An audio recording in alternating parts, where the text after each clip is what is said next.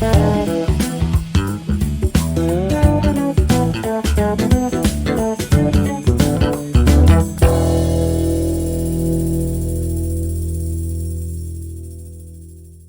Sami. Thank you a lot for your time today. Very happy and excited to talk together. Hi, بدي Adnan. Pleasure to see you. سامي بدي أسألك in a nutshell خبرني شوي صغيرة من وقت ما بلشت الحديث اليوم. بعرف أنه بلشت أنت your life in a corporate so اشتغلت for a couple of big companies before and then you jumped into entrepreneurial on many sides. One of them as an incubator, one of them as an investor if we can say, and one of them as an entrepreneur. So خبرني شوي صغيرة عن هالمسيرة. No, 100%. So the way things started, I actually started with an entrepreneurial mindset even before taking the first job. I had an idea of a startup, tried to pursue it, didn't work. Then I jumped on the first job. 5 years down the road, I go do my MBA, and there I also jump on another entrepreneurial journey with a team. Things also did not work out, and I end up taking a full-time job at Skype. Skype gets acquired by Microsoft. So I'm based in Microsoft's headquarters in Redmond in Seattle. Long story short, after 3 years there, I kind of get recruited to come to Lebanon to launch the first technology startup accelerator. So coming to Beirut in 2015, I launched Speed. And in Speed, over 5 years and 6 cycles of acceleration, we built a program that was getting a lot of traction and got a lot of entrepreneurs interested to join. So we invested in 42 startups. We did 4 exits by now. We all know what happened a little bit in the economy in Lebanon and how this affected some of the startups, if not many of them. But still with that, we managed to get some startups to survive. And we got ourselves also exited. So we got acquired by SeedStars, that is Swiss-based, but also covers the whole emerging countries in the world, more than 90 countries. At Speed, we became part of SeedStars and responsible of the MENA region. And there we were running programs as well and doing other entrepreneurial activities with SeedStars. Beyond this, after a year or so at SeedStars, I decided to jump again on the entrepreneurial journey. And I launched Zigzag, which is what I'm working on right now. It's a global innovation platform that supports entrepreneurs and startups at the very early stage. With technology as a platform, but also with a lot of support from mentors, experts, and investors. So that's a little bit in a nutshell, kind of my journey. Great journey. Congratulations على exits, على acquisition, best of luck على startup. You all know that doing a startup is not easy. وقت كنت بسيد stars, Sami, what were the qualities you used to search for entrepreneur? If I remember well, seed star كانت بس على early stage. يعني إذا فينا نقول entrepreneur كان بعد عنده idea, يمكن عنده business plan بعد ما خلصوا, probably بعد ما عمل البرودكت. يعني it's very risky. وكتير entrepreneurs وقت نكون عم نحكي بيسألوني أنه طيب كيف بدي قال لي ما عندي مصاري, عايز شوي مصاري, ما بعرف شو بدي أعمل. So شو هي الكواليتي اللي بتطلع فيها أنت to make a decision whether to support this entrepreneur or not? Look at the early stage, and that's also a little bit speed, because a tech accelerator and I would call it more of an emerging economy, usually gets more earlier stage startups than the average. So at Speed, we got more than 1,000 applicants over the last of 5 years, and we chose to invest in 42 of them only. And then we took that with us to SeedStars, and kind of going back to Speed because that's also was the seed of what we built later on and what I pursued later on. The main characteristics you look for with an idea or early stage startup and founder are a couple of things. First, you really need to check how much this entrepreneur has a coachable mindset and ability to take feedback. Because at this early stage, no matter how good they are or experts they are or whatever industry they come in or the passion they have for a certain problem to solve, the ability to listen to feedback and take what I personally call the wisdom of the crowd is a huge factor in the success of the startup. Because eventually markets are very dynamic. The world we live in is very fast evolving. And everything that a startup might be doing might change overnight just because a big company launches a new product or something happens in the markets or we got hit by a pandemic. All kind of scenarios happen, and we were lucky or unlucky to live in some of those situations. So the ability to listen to feedback and be agile and move fast is number one key. But can you And identify this, Sami? Sorry, before going to the other points, can you identify this at an early stage? Yani, you sit with an entrepreneur, you talk to the entrepreneur, he or she will present the idea. How would you know if their mind is coachable or not? How would you know if they can be agile or not? so I'll share something that probably everyone who got in touch with Speed at some point knows, and that's a little bit how we used to do our recruitment for startups. So we used to do a screening first of an application in which we asked for a video. So through the video, you get to sometimes understand better what they're trying to pitch and how they're trying to do it. And the application itself shows how much, let's say, effort they put into kind of doing that.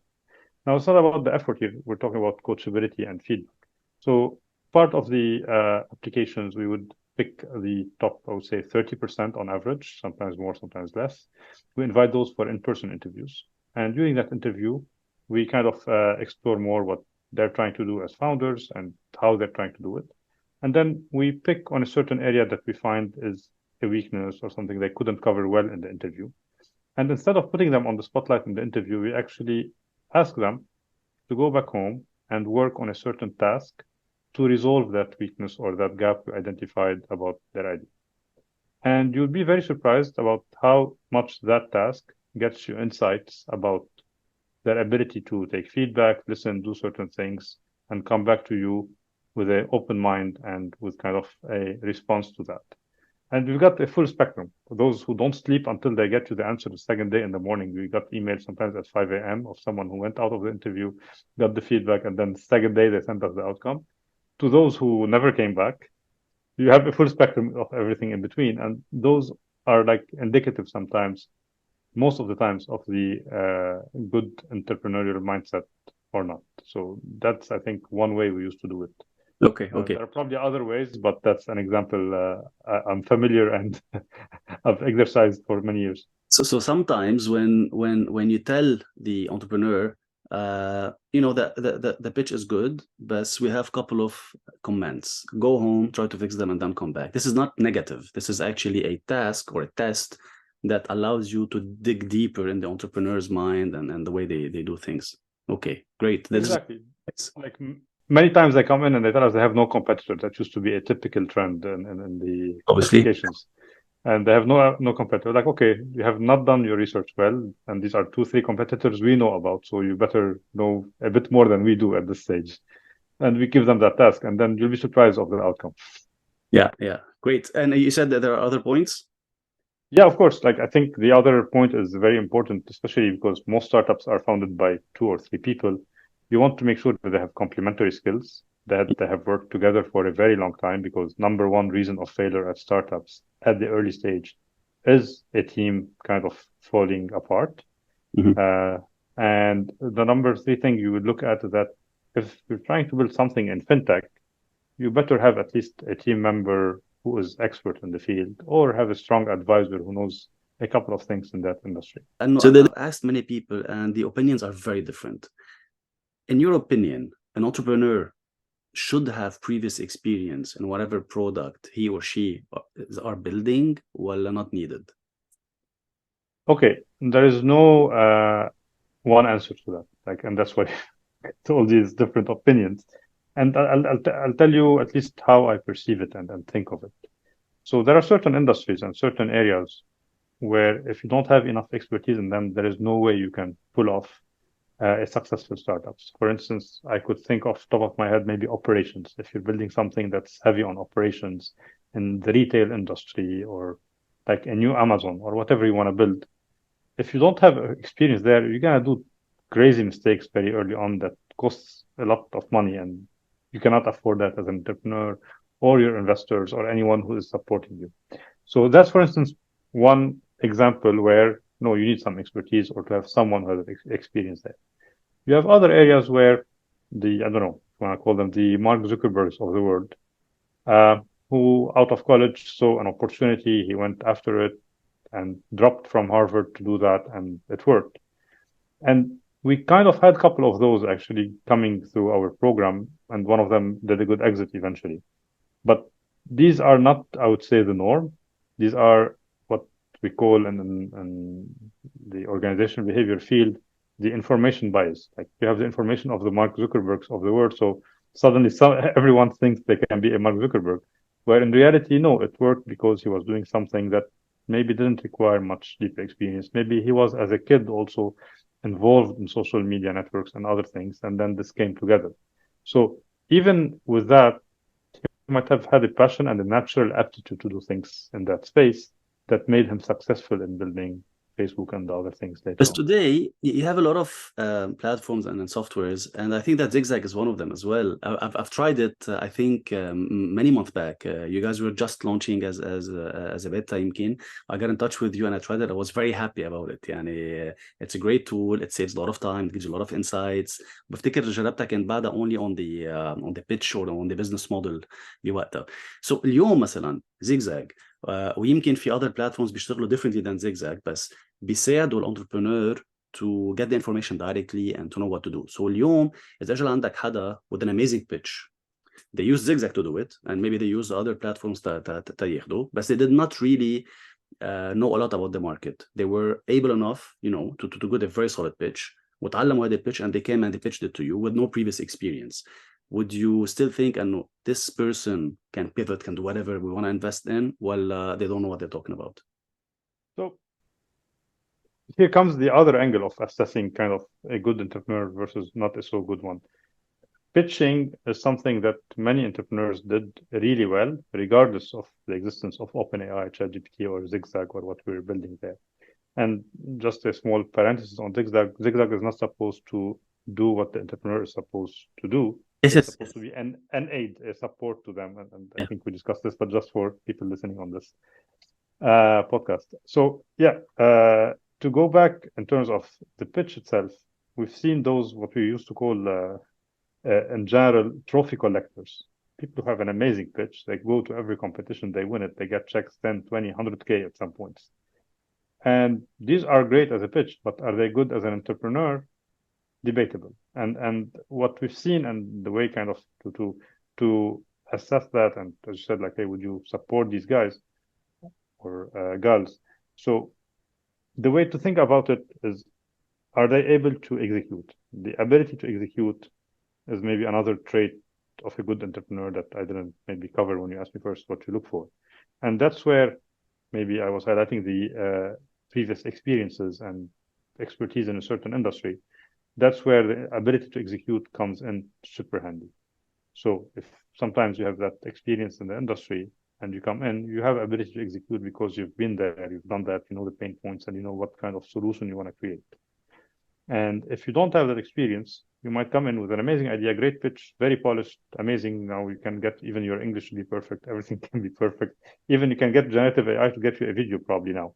So that's where, okay, that's not where you're going to put your effort to assess those. You're going to actually spend maybe more time meeting them in person and trying to understand better their ability to execute on a certain idea and move it forward, and how much they have, I would say, vigor in terms of building it right and taking it to the next level. Clear. Now you're an entrepreneur launching something.